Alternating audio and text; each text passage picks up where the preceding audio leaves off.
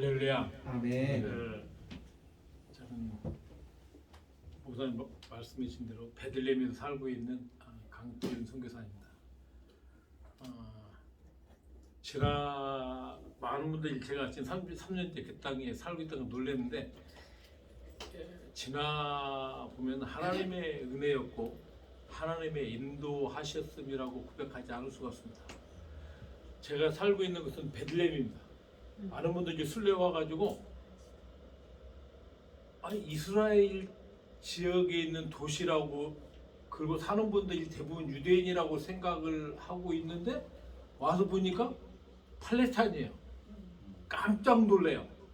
아니 베들레헴이 왜 팔레스타인의 도시냐라고 물어보시는 분들이 많은데 역사적으로 이 유대인들이 대합으로 되고 난 후에 이 베들레헴에는 이방 족속들이 살아왔고 그리고 지금의 팔레스타인들이 살아왔기 때문에 베들레헴은 팔레스타인 자치 도시 중에 하나가 되었습니다. 우리가 이 팔레스타인에 대한 바른 이해가 좀 있어야 되지 않겠느냐는 생각입니다. 많은 분들이 팔레스타인은 블레셋의 후손이라고 생각을 해서 지금의 팔레스타인들이 구약 시대에 이스라엘을 괴롭히는 대적했던 그런 블레셋으로 이해를 하는 분들이 참으로 많이 있습니다.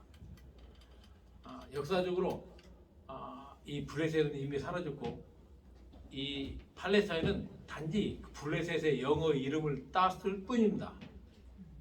그러니까 지금의 현대의 이 팔레스타인과 구약 시대의 블레셋과는 전혀 민족적으로 관계가 없다는 걸 좀 알아주셔야 됩니다. 왜? 그러니까 구약시대 때의 블레셋에 대한 인식들이 별로 좋지 않습니다.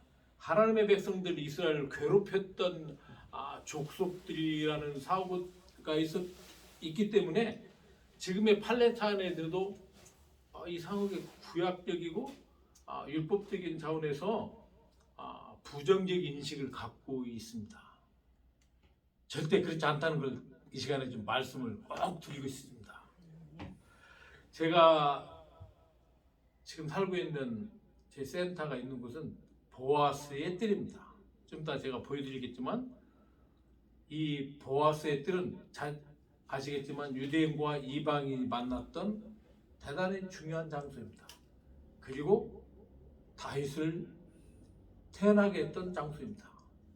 그리고 그 다윗의 자손에서 예수 그리스도가 태어나신 대단히 중요한 장소입니다.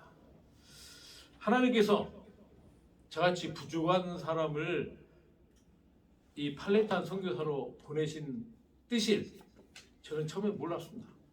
제가 한국 선교사로서는 첫 번째로 팔레스타인 선교사가 되었기 때문에 팔레스타인에 대해서 관한 선교적인 자료도 없었고 팔레스타인에 대해서 이야기를 해주는 분들도 없었습니다. 그저 시간이 제한되기 때문에 제가 그 과정들 다 말씀드릴 수 없지만 하나님께서 저를 그곳으로 인도하셨다는 걸 나중에 깨닫게 됐습니다. 아무것도 모르고 그저 가서 살다 보니까 저는 그곳에서 팔레스타인 선교사로서 훈련을 받았고 내가 왜 이 땅에서 살아야 되는 존재 이유를 깨닫게 하셨습니다. 제가 89년도 총각 때 이스라엘 그 키부츠와 모샤브에서 제가 자원봉사를 하면서 이스라엘을 맛보기 시작했고 이해하기 시작했고 그리고 정식으로 90년 5월 1일 날 선교사로 파송을 받아서 지금까지 살아가고 있는데 그때만 해도 이스라엘과 팔레스타인의 그 개념이 나눠지지 않았던 때였어요. 이런 거 아시면 93년도 오슬로 협정에 의해서 팔레스타인 자치 정부가 들어섰지만 저는 지금까지 제가 그 땅에 그 어려운 가운데서 살 수 있었던 것은 하나님의 전적인 훈련의 결과라고 저는 생각합니다. 91년도에 그 걸프전이 있었죠. 그때 그 걸프 전쟁을 여러분 기억하시는 분들이 많을 겁니다. 텔레비전 뉴스에 그냥 그 미사일 날려가고 하는 것들 생중계를 했었으니까요. 이 걸프전 때 많은 사람들이 그 철수를 했습니다. 저도 인간이었고 선교사 천연병이었기 때문에 전쟁에 대한 두려움과 공포가 있었어요. 그리고 이스라엘 정부가 제가 그때 예루살렘 대학에서 공부했던 학생 때였는데 유대인과 그 땅에 사는 모든 이방인들에게 이라크에서 케미칼을 쏜다고 화학무기를 쏜다고 다 방독면을 나눠줬어요. 그리고 집에 있는 모든 창문들을 비닐로 다 막으라고. 그래서 제가 창문을 비닐로 막고, 그런데 저는 철수하지 못했어요. 왜? 저를 파송원교회가 비행기 싹을 보내주지 않아서 철수를 못했어요. 만약에 그때 비행기 싹을 보냈으면 저도 철수했어요. 인간이니까. 그때 분위기는 여러분 뭐 다 그런 건 아니지만 유대인들이 뭐 나라에 유급한 일이 있으면 다 몰려들어온다고 이야기를 알고 있잖아요. 그렇게 오는 분도 있지만 걸프 전쟁 난다 보니까 공항을 통해서 외국으로 나가는 유대인들도 있었어요. 저도 마찬가지예요. 제가 그 땅에도 나가고 싶었지만 그런 형편으로 못 나가고 전쟁을 치렀어요. 제 기억에 27발의 스카드 미사일이 이라크에서 날라왔고, 그때마다 저는 방독면을 쓰고 공포 속에서 그 해제 사이렌이 울릴 때까지 저는 참고 기다리는 그런 시간들을 저는 겪었습니다. 그 당시에는 인간적으로 말하면 불평과 불만과 왜 이 전쟁통에 선교사를 파송해 놓고 선교사에 대해서 전혀 무관심한 우리 한국교회, 우리 파송교회에 대해서 이런 불평이 솔직히 많았어요. 근데 지나고 나니까 거의 한 달 반의 전쟁 속에서 반절은 두려움과 공포와 불평 속에 살았어요. 이러다가는 내 스스로가 자멸할 것 같다는 생각이 들었어요. 너무나 고통과 힘들었었습니다. 그래서 그때 제가 하나님께, 하나님 모든 것을 하나님께 내어 맡깁니다. 생명까지도 하나님께 내어 맡깁니다 라는 기도를 한 후에 하나님께 주신 그 자유함 속에 나머지 반절의 그 걸프 전쟁의 시간을 지났습니다. 저는 지금 생각하면 그 시간이 있었기 때문에 제가 그 분쟁의 한 복판에서 지금까지 살아남을 수 있던 하나님의 훈련의 기한이다 저는 고백하지 않을 수가 없었습니다. 사랑하는 여러분, 2003년도에 이라크 전쟁도 있었습니다. 저는 두 번의 전쟁을 겪었고 두 번의 인티파다라는 건 팔레스타인들이 이스라엘에 대한 독립 시위를 해요. 1차 인티파다는 87년부터 한 93년도까지, 그때는 뭐 여러분 뉴스에 나오는 맨날 나오는 게 그런 것들이에요. 그 2차 인티파다는 2000년에서 2003년도까지 수천 명의 많은 사람들이 죽었어요. 걸프 전쟁 이후에 제가 그러한 분쟁과 전쟁 속에서 살아남을 수 있었던 것은, 첫째는 하나님께서 나와 함께 하신다는 것을 그때 깨닫게 하셨기 때문에 제가 그 전쟁 속에서도, 이게 2003년도 걸프 전쟁에서 아니냐 철수할 생각을 하지 않았어요. 그리고 2000년도에 그 인티파다 때는 여러분들 혹시 그 MBC 라디오에 아침 손석희 시선집중, 그때 제가 일주일에 한 번씩 생방송 그 베들레헴 그 소식을 전했던 사람이 바로 저입니다. 저를 모르는 사람들도 제가 그 이야기를 그거 들었다고 시선 집중 손석희 씨하고 거의 일주일에 한 번씩 생방송을 했어요. 왜 유일하게 그 소식을, 그 안의 소식을 전할 수 있는 사람은 저밖에 없었으니까. 거기에 남아있던 그 베들레헴의 그 그 분쟁이 한복판에 남아있던 외국인은 저하고 미국 선교사 존하고 둘밖에 남아있지 않았었어요. 다 출세했어요. 그때는 뭐 저녁만 되면 뭐 총격전이 벌어지고 우리 집도 총알 맞고 우리 옆집도 그 이스라엘 헬기 쏜 미사일이 다 날아가고 그냥 탱크가 들어오고 꼼짝 할 수 없는 그런 상황 속에서 지나고 보니까 그때도 마찬가지로 내가 어렵다고 베들레헴을 철수해서 예루살렘으로 나가서 이스라엘 쪽에 살았더라면 지금의 센터를 세울 수가 없었을 거란 생각합니다. 왜 2003년도 그 이라크 전쟁 때 대담원에서 철수를 하라고 이야기를 하고 많은 외국인들 철수를 했어요. 근데 저는 철수를 하지 않았어요. 왜? 하나님께서 함께 하신다는 그런 믿음이 있었고 또 이 어려운 때일수록 선교사가 내가 여러분 아시겠지만 이 98%가 무슬림이니 팔레스타인에서 선교사 할 수 있는 게 많지가 않아요. 그러면 내가 어떻게 살아야 되냐? 선교사로서 어떤 선교를 해야 될 것이냐? 결국은 그들 속에서 그들과 함께 웃고 우는 선교사, 삶 속에서 그들과 하나가 되는 친구가 되는 선교가 되어야 된다고 저는 생각했습니다. 그 총장이 모셔서 저희 센터 그때 유치원 탄생교 옆에 있는 와 보셨지만 제가 그때 유치원을 하면서 저는 처음에는 큰 꿈을 가지고 팔레스타인 선교를 시작했어요. 이 아이들을 키워서 유치원 아이들을 키워서 팔레스타인의 위대한 지도자들을 만들어서 이 팔레스타인을 변화시키고 그런 포부를 갖고 유치원을 시작했는데 제가 2차 인티파다를 시작하면서 그게 아니다라는 걸 깨달았습니다. 내가 무슨 이곳에 와서 엄청난 일을 하고가 아니라 이 어려움 속과 고통 속에 있는 이들 속에 들어가서 하나가 되는 왜 2차 인티파다 때는 거의 폭격하고 그 이야기를 하려면 참 어마어마한 일들이 많았어요. 그러다 보니까 우리 유치원 아이들이 유치원 와가지고 소리만 크게 나도 놀래가지고 애들이 트라우마가 있으니까 오줌을 벌벌 싸는 걸 보면서 제가 생각을 바꿔놨습니다. 이 아이들을 키워서 무슨 팔레스타인과 위대한 지도자가 만드는 게 아니라 당장 지금 이 어려움 속에서 이들을 위로하고 이 어려움 속에서 품어줄 수 있는 사람이 필요하다는 생각을 했습니다.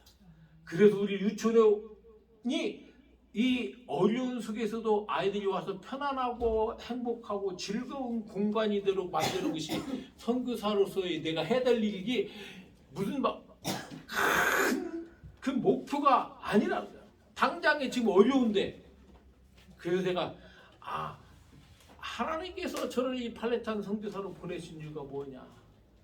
첫째는 모두가 팔레스타인 선교에 대해서 이해도 없고 부정적인 그런 상황 속에서 팔레스타인을 위로하고 이 팔레스타인도 대단히 하나님의 형상 따라 지음받은 구원받을 백성들이라는 것을 알려야 될 사명이 되겠다는 생각을 했습니다. 그래서 이 2003년도 이 걸프 전쟁 때에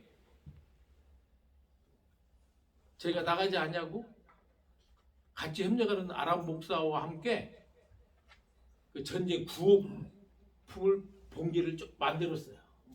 이것저것 넣어가지고 저희 센터 주변의 이웃들 집을 돌아다니면서 그 전쟁 구호품을 나눠줬어요. 그랬더니 저한테 그래요. 자기는 두렵다는 거예요. 전쟁이 나는데 당신은 외국인이니까 나갈 수 있는데 우리는 나가도 못하고 그리고 그 당시에 이스라엘 정부는 또 이스라엘 사람들은 방독면을 다 나눠줬어요. 근데 팔레스타인 자치정부는 돈이 없잖아요. 그러니까 방독면을 나눠줄 수가 없었어요. 쉽게 말하면 각자 도생을 하는 거예요. 야, 정말 그때 내가 한국 사람으로서 참 많은 것을 생각해. 국가와 나라의 정부의 존재가 무언가를 그때 제가 심각하게 생각을 했습니다. 그러면서 두렵다는 거예요. 너는 나갈 수 있는데. 그래서 그때 제가 그 이야기를 했어요. 걱정 말아라. 나는 전쟁에 나도 안 나가고 여기 있을 거라. 그랬더니 얼굴이 변하더라고요. 그럼 더 한 이야기가 있어요. 저는 지금도 그 말을 저는 기억하고 있습니다. 다른 외국인들은 여기 살면서 그런 무슨 문제만 생기면 전쟁 나오면 다 나간다는 거예요, 밖으로. 그랬다가 전쟁 끝나면 돌아온다는 거예요. 제가 그때 뒤통수를 한 대 얻어맞은 기분이었습니다. 아, 이 친구들이 필요하니까 도움은 받지만 다 보는 거예요. 쉽게 말하면 필요할 때 도움받지만 마음은 주지 않는 거예요. 그래서 그 이라크 전쟁 때에 우리 그 유치원 주변에 있던 이웃들이 저녁마다 문을 두드리면서 갖고 온 것이 뭐냐, 아랍 음식들을 해가지고 우리한테 가져왔어요. 그 고마움으로 저 한국 사람이 여기서 유치원을 하면서 이 전쟁 중에도 나가지 않냐고 자기들과 함께 있다는 것을 고마움을 음식으로 매일 갖고 왔어요. 여러분, 그게 쉬운 일이 아니에요. 그래서 제가 우스갯소리로 제 아내한테 그랬어요. 여보, 이 전쟁 오래 오면 좋겠다.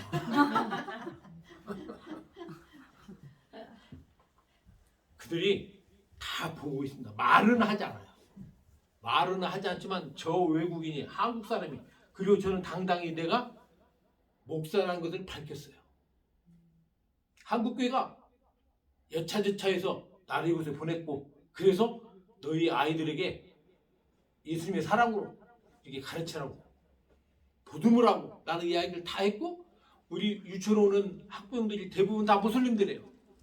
무슬림들임에도 불구하고 나는 그 이야기를 했어요. 근데 이 지구상에 있는 모든 엄마들의 마음은 똑같아요. 뭐 무슬림들하고 다를 거 하나도 없습니다. 자기 자식이 좋으면 좋은 거예요. 그건 종교고 이념이고 다 다릅니다. 그냥 우리 유치원 와서 아이들이 처음에는 막 하다가 아이들이 막 변하고 좋아하고 하는 것들을 보니까 이 무슬림 엄마들도 그렇게 좋아해요. 어쨌든 간에 제가 그 땅에 살아가면서 저에게 내가 이 땅에서 정말 결정적으로 제1호 한국 선교사로서 제가 해야 될 일이 무엇을 깨닫게 한 것이 바로 오슬로 협정이었습니다. 여러분, 그 93년도에 그 오슬로 협정이 한 거 아시죠?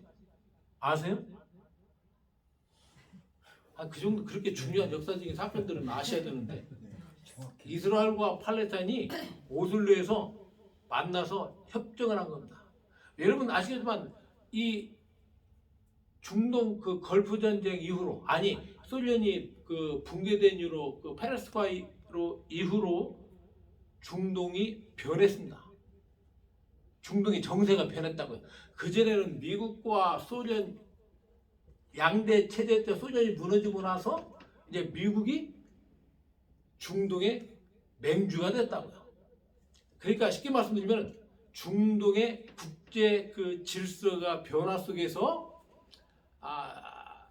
이제 미국이 어떻게 중동을 이렇게 컨트롤할 것이냐 라는 계획 속에 일어난 사건이 바로 이스라엘과 팔레스타인의 문제를 어떻게 해야 될 것이냐. 왜 그러니 이제는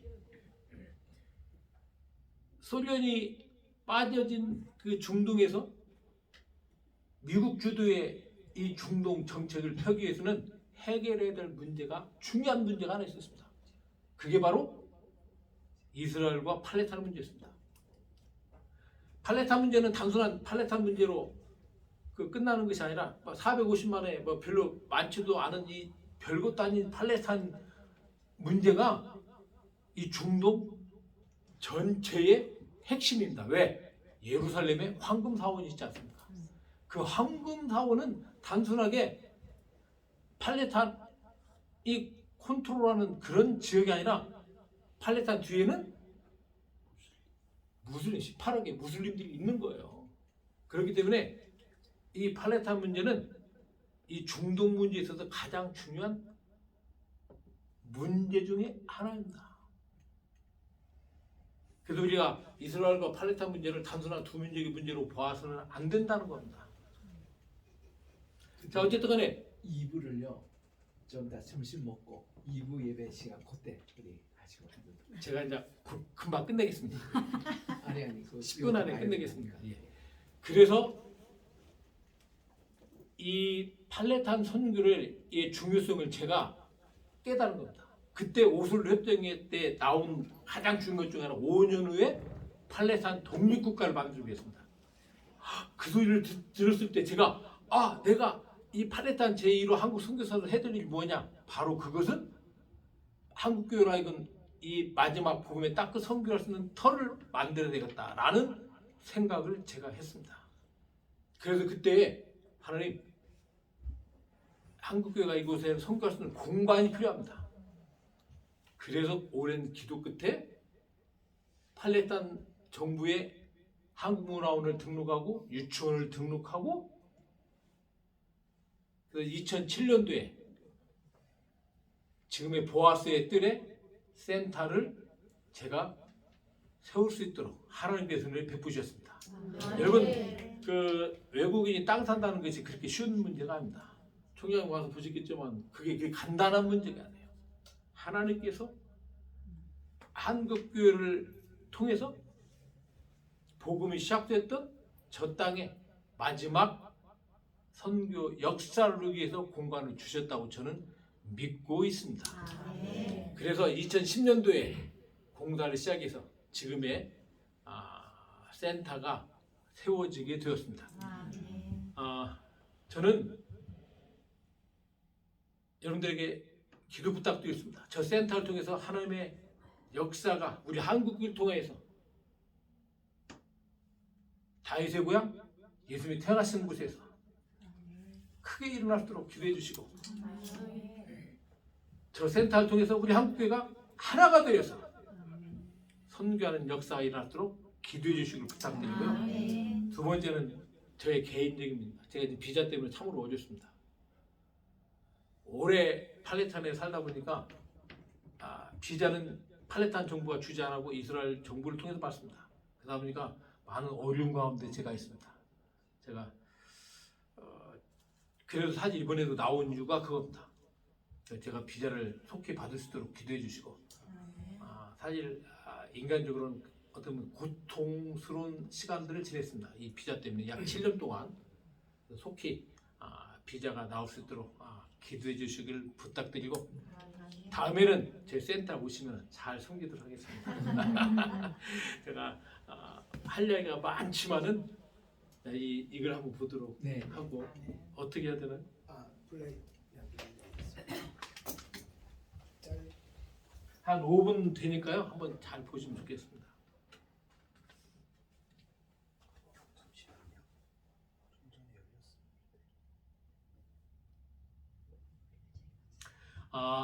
제가 알기로는 우리 한국교회를 통해서 중동 쪽에 땅을 사서 이렇게 건물을 세운 것이 처음이 아닌가라고 저는 잘 알고 있습니다. 예수 그리스도의 탄생지임에도 불구하고 복음의 황무지가 되어버린 베들레헴의 30년 전의 사역자로 온 강태은 선교사. 성경 루키의 배경이 되는 보아스들의 10년의 준비 끝에 2007년 대지 500여 평을 구입하여 많은 어려움들을 주님의 은혜로 극복하고 팔레스타인 정부에 정식으로 등록하여 2010년 3월에 공사를 시작했습니다. 그리고 한국교회의 기도와 후원으로 현재 연 건평 650평, 5층 규모의 센터를 준비했습니다. 이제 센터와 사역을 알아보겠습니다. 1층에는 이 지역 학생들을 위한 방과 후 학교가 운영되고 있으며 방학이 되면 여름 캠프가 진행되고 있습니다.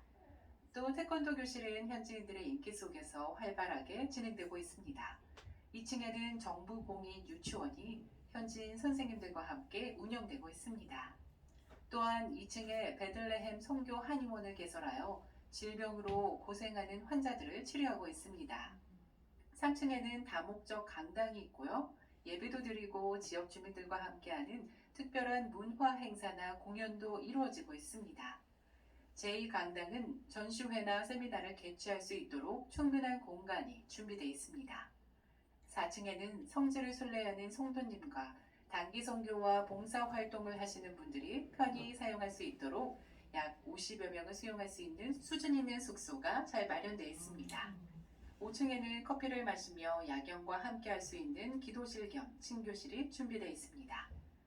전 세계 어느 곳에 계시든지 여러분들을 성서의 땅, 예수님께서 탄생하신 베들레헴 보아스의 뜰로 초청합니다. 내 집처럼 생각하시고 편안히 다녀가실 수 있도록 늘 준비하고 있겠습니다. 중동 땅의 우뚝선 선교센터를 통해 한국 교회의 사명인 땅끝까지 선교의 꿈이 이루어지길 기도합니다. 고맙습니다. 사실은 저희 센터를 홍보하는 영상이 하나도 없었는데 이 영상을 만드신 분이 저희 한의원 오셨던 그 목사님이 우리 센터에서는 광야학교가 있습니다. 광야도 둘러보고 순례 프로그램인데 일기로 오셨던 분이에요. 근데 그분이 그때는 목사님이셨어요. 그 제가 이 센터에다가 한의원을 만든다고 했더니 그럼 내가 이게 한의사로 오겠다고 그래가지고 미국 버지니아에서 그 DC 출신인데 거기서 한의대를 입학하셔가지고 한의사가 되어가지고 오신 분이에요. 근데 그분이 그 CBS 그 시카고 그 뭐죠 사장 그 하시면서 이걸 잘하셔. 가지고 이걸 만들어 주신 겁니다. 여러분 이제 한국 교회가 많은 그 선교의 사명을 받았지만 코로나 이후로 어려운 가운데 있지만 저는 그렇게 믿습니다. 하나님께서 한국 교회에게 주신 마지막 이 사명은 복음이 시작되었음에도 불구하고 복음의 땅끝이 되어버린 저 땅에 우리 한국 교회가 복음으로 나가서 120년 전에 불무지했던 이 조선 땅에 복음의 역사를 통해 이제는 세계를 향하여 복음을 가지고 하나님의 구속의 역사를 마무리하는 일에 쓰임받는 우리 한국교회가 되리라 믿습니다. 아멘. 이 일을 위해서 저희 센터가 잘 사용되어서 한국교회가 한마음으로 연합해서 참 제가 지금 이 비자 문제 때문에 나와 있는데 5월 달부터 선교 훈련, 선교 팀들이 막 제가 없는 가운데도 지금 센터로 막 몰려와가지고 지금 제가 하나님께서 저 센터를 사용하십니다. 이제는 우리 같이 어느 한 개인 선교사의 센터가 아니라 우리 한국교회 전체가 힘을 모아서 이 마지막 시대에 하나님의 뜻을 이룰 수 있는 그런 센터가 되도록 기도해 주시고 이 센터가 잘 활용될 수 있도록 한국교회가 연합하는 공간이 되도록 기도해 주시기를 부탁드립니다. 아멘. 감사합니다. 자, 우리 점심